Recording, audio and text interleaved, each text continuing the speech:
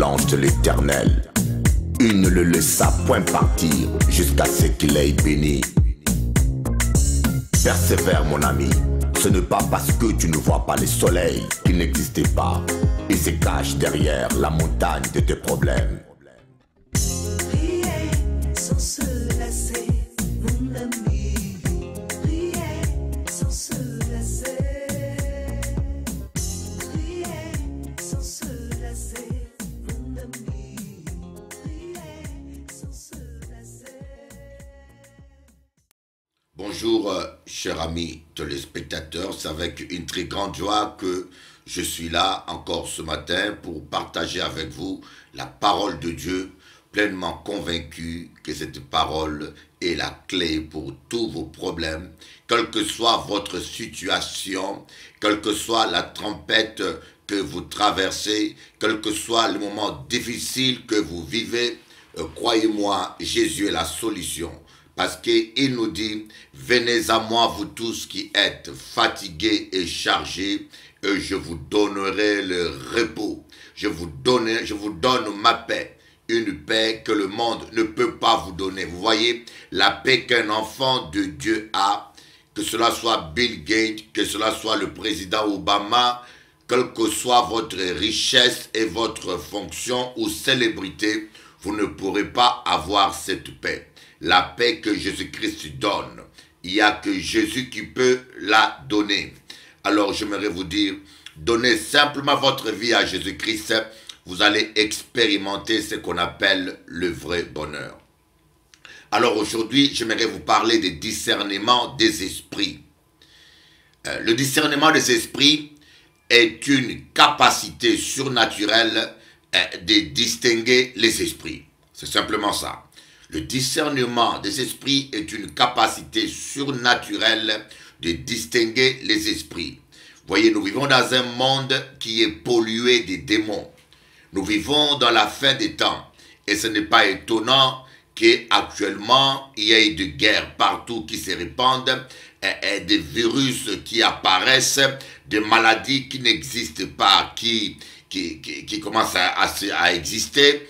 Et toutes ces dépravations de mœurs, l'homosexualité qui est maintenant acceptée comme quelque chose de normal, et toutes ces dégradations morales que le monde est en train de vivre, cela est dû simplement aux activités intenses des démons sur terre. Les esprits existent. Et vous savez, dans ce monde, il n'y a que deux groupes des esprits. Les esprits qui sont au service de Dieu et les esprits méchants qui sont au service de Satan. Il n'y a pas des esprits neutres, ou comme disent l'islam, qu'il y a des démons qui sont au service de croyants ou des esprits mauvais qui sont au service de croyants. Ça n'existe pas, ce sont des démons. Donc dans ce monde, il y a le Saint-Esprit et les anges, et le reste, c'est des démons. Nous allons voir qu'il est très important aujourd'hui que nous ayons le discernement des esprits. Que le chrétien soit équipé avec ce don parce que nous vivons un temps prophétique par excellence où nous avons besoin de l'onction prophétique. Aujourd'hui, dans certaines églises, les gens ne savent plus discerner les démons. Vous voyez, il y a certaines maladies que vous appelez maladies. Et ce n'est pas une maladie, c'est une malédiction. Voyez, on peut soigner une telle maladie par de médecins, mais jamais la personne n'arrive à guérir parce que ce n'est pas une maladie naturelle, mais c'est une maladie démoniaque. Voyez, dans le cas d'une maladie démoniaque, il faut une délivrance, mais pas un traitement médical. Voilà pourquoi vous voyez, il y a beaucoup de gens qui sont malades et ils ont des maladies qui émigrent, une migration maladive. Demain, ils ont des maux de tête, après-demain, c'est le pied, après-demain, c'est le stomac, après-demain, c'est la gorge. Dès qu'on soigne la gorge, après, c'est le ventre, dès qu'on soigne le ventre, c'est le pied. C'est une forme de sorcellerie, c'est un démon qui est en train de causer les dégâts dans un corps humain. Et la seule solution, c'est de faire une délivrance et de chasser le démon. Et après, la personne se soigne une fois pour tout et la personne est complètement restaurée. On va lire dans 1 Corinthiens, dans 2 Corinthiens chapitre 11 à partir du verset 14 jusqu'au verset 15. Et cela n'est pas étonnant, puisque Satan lui-même se déguise en ange de lumière. Il n'est donc pas étrange que ses serviteurs aussi se déguisent en ministres de justice. Leur fin sera selon leurs œuvres. Voyez ici, l'apôtre Paul dit, je vais relire cela, et cela n'est pas étonnant puisque Satan lui-même se déguise en ange de lumière. Il n'est donc pas étrange que ses ministres aussi se déguisent en ministres de justice. Leur fin sera selon leurs œuvres.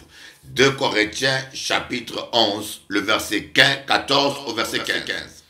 On va lire un deuxième verset qui va nous servir de base d'étude dans le livre de 2 Samuel chapitre 16, le verset 14 et le verset 23.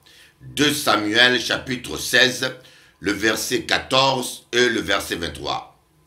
L'Esprit de l'Éternel se retira de Saül, qui fut agité par un mauvais esprit venant de l'Éternel. Et lorsque l'Esprit de Dieu était sur Saül, David prenait la harpe et jouait de sa main. Saül respirait alors à l'aise et se trouvait soulagé. Et le mauvais esprit se retirait de lui. Et je vais relire. L'Esprit de l'Éternel se retira de Saül, qui fut agité par un mauvais esprit venant de l'Éternel. Et lorsque l'Esprit de Dieu était sur Saül, David prenait, lorsque l'esprit mauvais venant sous autorité de Dieu était sur Saül, David prenait la harpe et jouait de sa main. Saül respirait alors plus à l'aise et se trouvait soulagé, et l'esprit mauvais se retirait de lui. Ici, quand on parle de l'esprit mauvais venant de l'Éternel, c'est un langage qui signifie simplement, c'est l'esprit mauvais venant sous autorisation de l'Éternel. Voyez, quand nous prenons la Bible littéralement, nous tombons dans des aberrations théologiques graves. Je tiens à souligner que quand dans ce texte, dans ce contexte, on dit l'esprit mauvais venant de l'Éternel, cela veut dire simplement que c'est un esprit mauvais qui vient sous autorisation de l'Éternel lui-même. Amen. Donc nous voyons ici que dans 2 Corinthiens chapitre 11, la Bible nous montre que Satan lui-même se déguise en ange de lumière. Il n'est pas étonnant que ses serviteurs se déguisent en ministre de Dieu ou en esprit de Dieu. Donc nous avons des serviteurs de Satan qui sont des satanistes, des francs-maçons, des sorciers, et j'en connais plein de pasteurs francs-maçons aujourd'hui. Des pasteurs très connus sur la place publique, très respectés et qui prêchent la parole de Dieu apparemment bien, mais au fond ce sont des francs-maçons que le diable a équipés. Le diable leur a facilité les accès aux médias, les accès dans des locaux. Tout est facile pour eux, ils ont tous les locaux qu'ils veulent, tout est à leurs pieds, parce que le diable leur donne le pouvoir et le moyen de s'installer pour distraire les chrétiens. Voyez, ce sont des ministères qui ne sont pas engagés dans le combat spirituel. Ce sont des ministères qui peuvent vous parler de la parole de Dieu, mais qui ne chassent jamais les démons. Parce que Satan ne peut pas chasser Satan. Mais nous voyons que les démons aussi se déguisent. Et le problème que nous avons aujourd'hui dans nos églises, beaucoup de chrétiens ne savent pas discerner et distinguer les démons de l'Esprit de Dieu.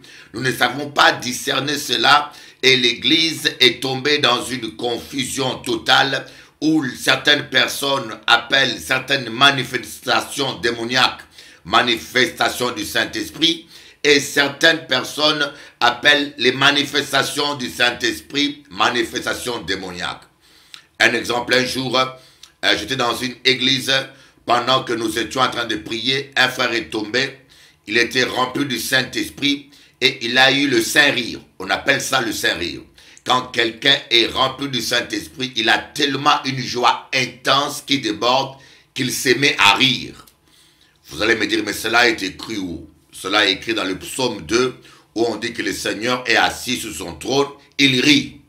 Donc si Dieu rit, nous pouvons aussi rire. Quand nous sommes remplis de l'Esprit de l'Éternel, on peut rire. Mais en ce temps-là, moi, je n'avais pas vraiment le discernement. Je pensais que le frère avait un démon. Je suis allé, je l'ai imposé les mains et je priais et je pris autorité dans tous les sens sur cet esprit démoniaque, sur cet esprit qui le faisait rire. Et je priais dans tous les sens et j'étais obligé de me rendre compte à l'évidence que là, il s'agissait du Saint-Esprit. Qu'il ne s'agissait pas d'un démon, mais qu'il s'agissait réellement du Saint-Esprit. Et c'est là que j'ai compris l'existence de Saint-Rire. Et nous allons voir aussi un autre, je vous donnerai aussi un autre exemple. Et quand j'étais en Australie, j'étais allé faire des réunions. Et lorsqu'il y avait plusieurs pasteurs, j'ai assisté à la prière. On priait pour des gens. Il y avait un jeune homme qui avait un esprit de drogue, un Australien. On l'a imposé le main, il est tombé. Et les démons, en général, vous savez, on appelle ça le Saint-Repos. Quand on impose le main à quelqu'un, il tombe, ou parfois, le Saint-Esprit donne un repos à quelqu'un et la personne dort. La personne s'endort, il ressent une paix intense pendant qu'il dort. On appelle ça le Saint-Repos. Mais parfois aussi, il y a des démons qui imitent ça. Mais dans le cas de ce jeune homme, il est tombé par terre, mais ce n'était pas le repos de l'esprit, mais c'était un démon qui faisait semblant de... qui imitait le Saint-Esprit. Moi qui avais le discernement, je l'ai remarqué. Mais les Australiens, les pasteurs américains en général, ne sont pas très expérimentés sur la démonologie. Ils n'ont pas pu distinguer ça. Mais je n'ai pas intervenu par respect pour le protocole. Le lendemain matin, le même phénomène s'est reproduit. Ce jeune homme avait un esprit de drogue. Il est venu, on l'a imposé les mains, il est tombé. Et le même démon faisait semblant de se manifester comme le Saint-Esprit. Et la personne semblait se reposer. Quand j'ai discerné par l'Esprit de Dieu que c'était un démon qui s'est caché là. Alors je vais aller demander l'autorisation au docteur Steve Ryder s'il me permettait de prier pour cet homme-là, parce que j'étais convaincu qu'il avait un démon. Il m'a permis, et quand j'ai commencé à prier pour cet homme, il avait un démon de drogue, et les démons commençaient à se manifester avec une violence incroyable. Les gens étaient choqués et étonnés. Plusieurs fois, nous condamnons des esclaves, des gens qui sont liés par l'esprit de sorcellerie, des gens qui sont liés, voyez, une femme qui est charmée, elle peut être fidèle. J'en ai rencontré des femmes comme ça, qui aiment réellement leur mari, mais qui ont été charmés. Une fois qu'ils ont été charmés, et puis voilà, donc je vous donnerai un témoignage personnel. La mère de mes enfants, quand nous étions, il fut un moment donné où elle ne priait pas vraiment sérieusement, et un jour, elle allait travailler dans une école. Il y a un homme qui a pu le charmer, qui a pu l'envoûter, et quand elle est revenue à la maison, la nuit, pendant qu'on dormait, le Saint-Esprit m'a réveillé. Je l'ai imposé les mains la nuit, pendant qu'elle dormait, et je commençais à parler en langue. En grand étonnement, il y avait la voix d'un homme qui sortait de sa bouche. Un démon. Vous savez, quand on vous envoie des démons, ou on vous envoûte, ou on vous envoie la sorcellerie, l'esprit qui viendra exécuter la malédiction, ou l'esprit qui viendra vous attaquer, portera le nom de la personne qui l'a envoyé. Et j'ai demandé le nom de ces démons. Le démon a donné le nom d'un collègue de la mère de mes enfants qui travaillait avec elle.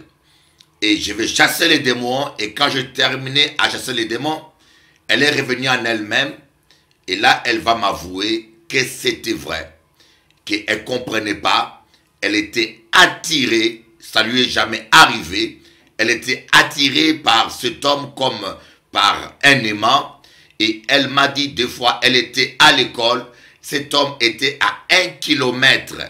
Cet homme était à 1 kilomètre.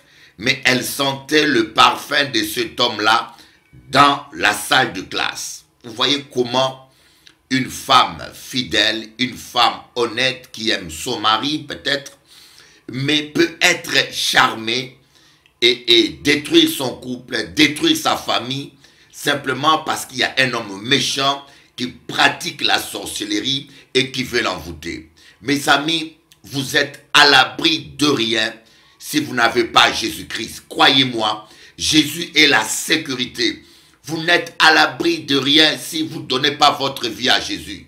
Il est très important que vous donnez votre cœur à Jésus pour être protégé. Et je connais beaucoup de cas comme ça, de jeunes femmes qui se sont mariées avec des hommes sous l'esprit de charme. J'avais reçu un jeune couple qui est venu me voir pour qu'on puisse prier pour eux. Ils étaient en concubinage, bien sûr. Mais cette femme vivait avec un homme et cet homme le tapait. Cet homme l'avait envoûté. Et la jeune femme ne s'en rendait même pas compte. Et cet homme l'a tapé des fois. Elle avait l'hématome dans la tête cérébrale, hospitalisée. Mais cette femme était comme une esclave.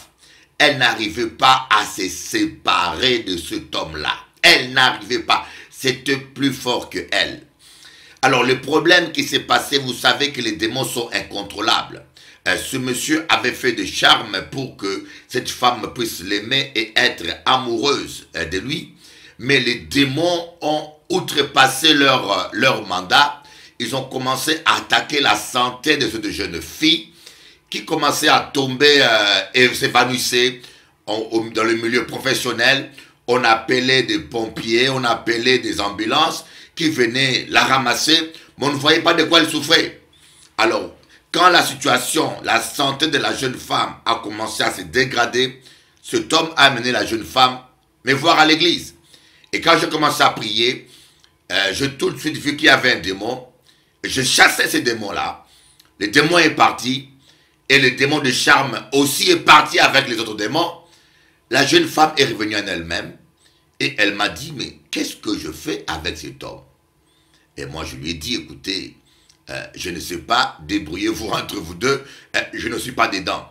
Et la jeune femme m'a dit, mais qu'est-ce que je fais avec cet homme? Elle est revenue en elle-même. Vous voyez, c'est-à-dire que cette femme se croyait amoureuse, mais ce n'était pas de l'amour, c'était du charme.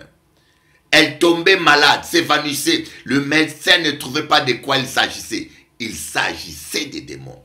Mes frères et sœurs, le manque de discernement dans nos églises, parfois, c'est grave. Le manque de discernement, même dans nos vies, c'est grave. Des fois, vous voyez votre enfant avoir un comportement bizarre. Des fois, ce n'est pas elle. Des fois, vous voyez votre mari, des fois, vous abandonner et s'en aller avec une autre femme brusquement, sans aucune explication. Un mari qui vous aime, qui est fidèle, tout va bien. Et brusquement, il vous lâche, il s'en va. Vous ne comprenez pas. Mais des fois, c'est l'esprit de charme qui peut changer un homme comme ça. Des fois, votre femme vous trompe et vous êtes prêt même à la tuer. Vous êtes prêt à tout casser alors que votre pauvre femme peut être victime d'un esprit de charme. Mais parce que vous manquez le discernement, vous tombez dans le panneau. Voilà ce jeune homme-là qui avait un esprit de drogue. Même l'église et les pasteurs réputés internationaux n'avaient pas le discernement. Ils confondaient les démons et le Saint-Esprit.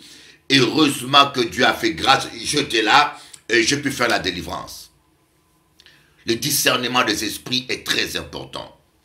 C'est très important. Et nous avons vu un exemple classique dans 1 Samuel, chapitre 1 Samuel, je crois, chapitre 16, le verset 14 au verset 23, lorsque nous voyons que Samuel était rempli du Saint-Esprit. La Bible dit que Samuel était rempli du Saint-Esprit.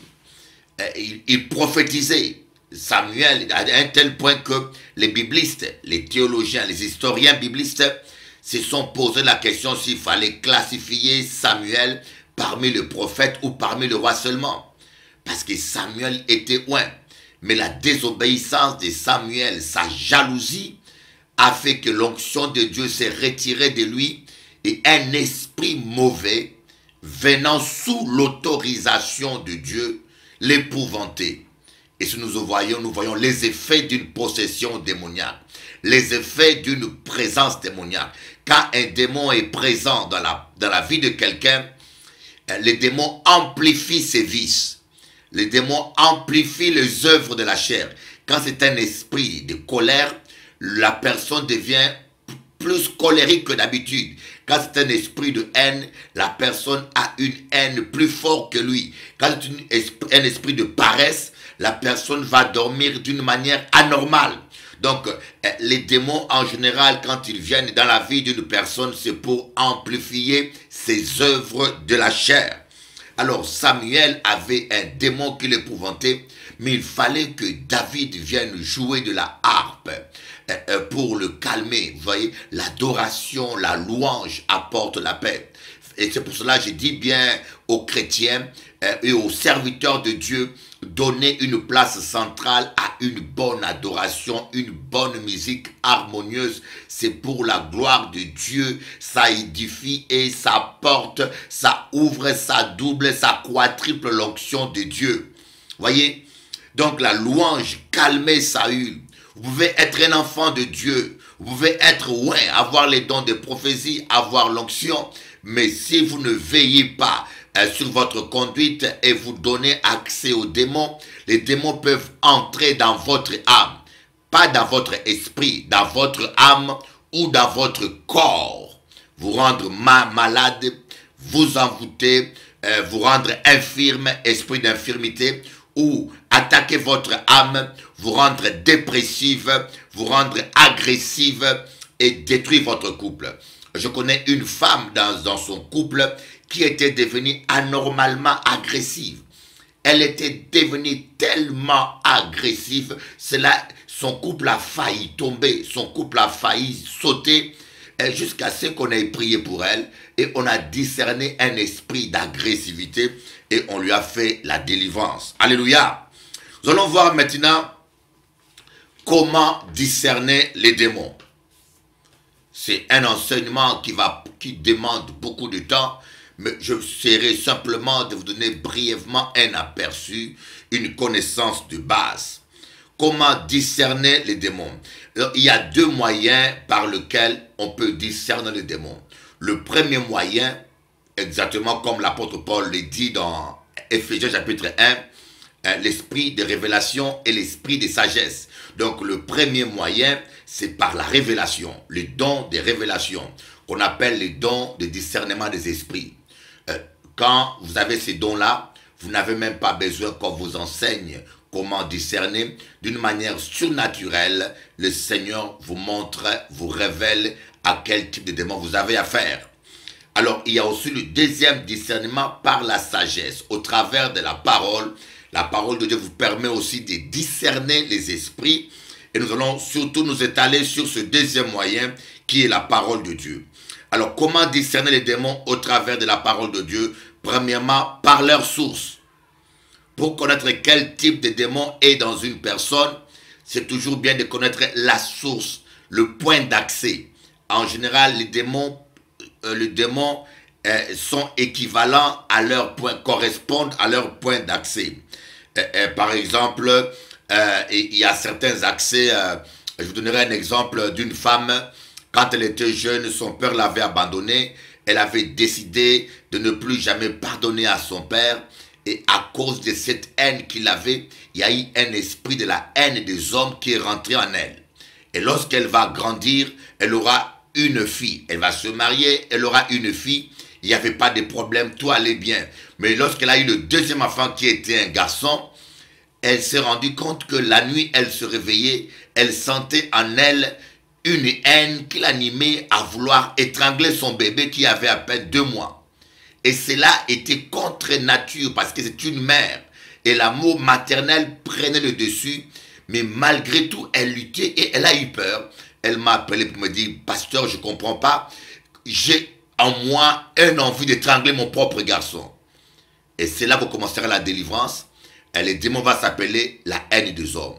Quand on va chasser les démons, cette femme sera libérée. Voyez, et on a constaté aussi que dans son couple, elle était bipolaire. En même temps, elle aimait son mari. En même temps, elle agressait son mari.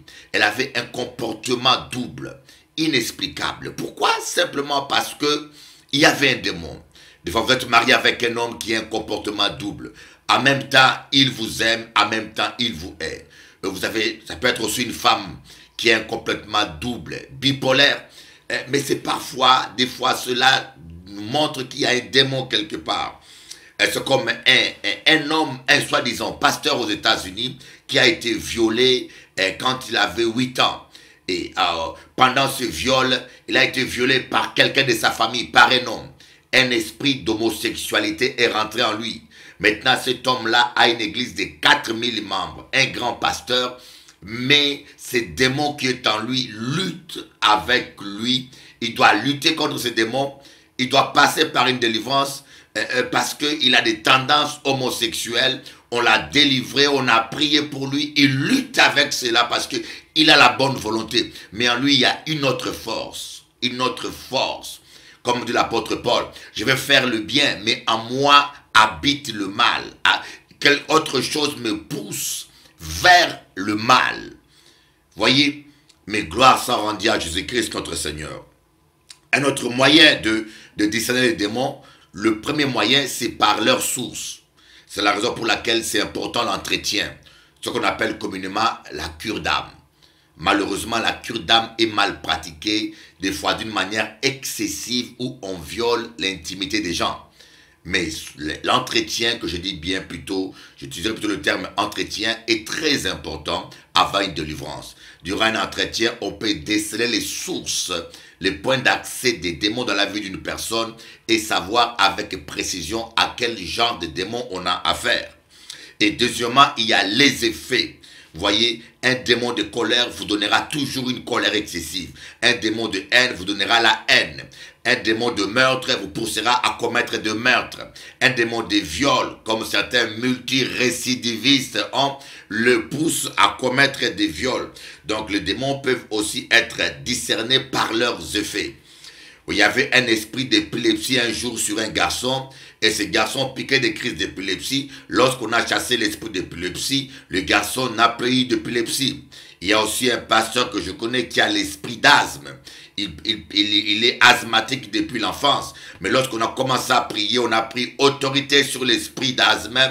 On a constaté qu'il ne s'agissait pas d'une maladie, mais d'un démon. Et c'était choquant de voir cet homme même qui aime le Seigneur commencer à devenir agressif parce que les démons qui étaient là a commencé à se manifester avec une violence incroyable. Donc il y a deux moyens de discerner les démons dans la vie de quelqu'un par leur point d'accès, c'est-à-dire par leur source, ou le deuxième moyen aussi par leurs effets, par leurs méfaits, leurs dégâts, leur manifestation. Par exemple, l'esprit d'ivrognerie poussera un homme à s'enivrer au-delà de la normale. Maintenant, j'aimerais parler aussi des discernements des esprits par les dons surnaturels, les dons de discernement. Les dons de discernement, c'est quelque chose qui ne s'apprend pas. Mais j'aimerais, comme j'ai ce don-là, j'aimerais vous expliquer comment il se manifeste. Il se manifeste des fois en forme de vision. Vous priez pour quelqu'un et quand vous imposez les mains à quelqu'un, vous voyez visuellement en vision les démons qui est en lui. Quand vous commencez à prier pour la personne, des fois, vous pouvez voir et sentir même les odeurs. Des fois, en sentant les odeurs, vous pouvez savoir quel démon est dans la personne. Et des fois, il y a des gens qui disent « Ah, je sens la chair de poule ». Vous savez que l'homme est un esprit. Vous voyez, des fois, même quand il y a un esprit mauvais dans un endroit, même quand certaines personnes ne sont pas chrétiens, leur esprit peut sentir, vous sentez la chair de poule, vous sentez qu'il y a une mauvaise présence. Des fois, Dieu fait grâce même à certaines personnes avant leur conversion, pour les sauver, pour les avertir du danger. Vous sentez la chair de poule. Des fois, il y a une présence maléfique, vous voyez. Et des fois, en sentant les choses, vous pouvez, physiquement, vous pouvez savoir que vous avez affaire à quelque chose de mauvais. Et il y a aussi les picotements. Moi, parfois, quand j'ai affaire à quelqu'un ou je suis dans un endroit qui n'est pas bon, je sens des picotements sur mes pieds ou des picotements dans mes mains. Et cela veut dire simplement qu'il y a un esprit. Et il n'y a pas toujours de mauvais esprits. Hein. Des fois, les picotements dans les mains témoignent de dons de guérison, des fois aussi. Voilà un peu, je voulais vous parler un peu. C'est vrai que c'est très bref. C'est un sujet qui est immense, qui mérite même une semaine. J'ai plus de 40 ans d'expérience dans la délivrance. Je me suis converti à l'âge de 8 ans suite à une délivrance. Et je vécu toute ma vie dans ce milieu-là. Et dans la grâce de Dieu, j'ai chassé les esprits des pitons, des Belzébul. Et j'ai vu toute forme des démons dans ma vie. Mais je peux vous dire qu'aucun démon ne peut résister au nom de Jésus. Je peux vous le dire, c'est la raison pour laquelle il fut un temps où je suis passé sur Canal 10, j'avais défié tous les sorciers de la Guadeloupe. Parce que je suis sûr que celui qui est en toi est plus fort que celui qui est dans ce monde. Crois-moi, celui qui est en toi est de loin plus fort que celui qui est dans le monde. Tu n'as pas besoin d'avoir peur, tu n'as pas besoin de paniquer. Aie confiance à Dieu, garde-toi dans la sainteté. Dans 1 Jean chapitre 5, on dit, celui qui se garde, l'ennemi ne le touche point. Voilà pourquoi je demande aux chrétiens d'être sincères avec Dieu, de vivre 100% dans la sainteté et vous allez vous éviter beaucoup de problèmes, beaucoup de souffrances, beaucoup de difficultés. Soyez bénis dans la paix et la joie du Saint-Esprit. J'aimerais vous montrer, suite à cet enseignement, le discernement des esprits, des séances de délivrance que j'ai eu à pratiquer à l'île de la Réunion, qui est dans l'océan Indien, pour illustrer et vous démontrer que nous ne parlons pas de faits fictifs, mais des choses réelles. Suivez Délivrance sur l'île de la Réunion. Ta vie conjugale est tout le temps agitée.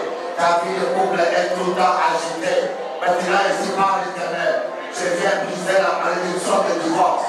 Je viens briser la malédiction de divorce.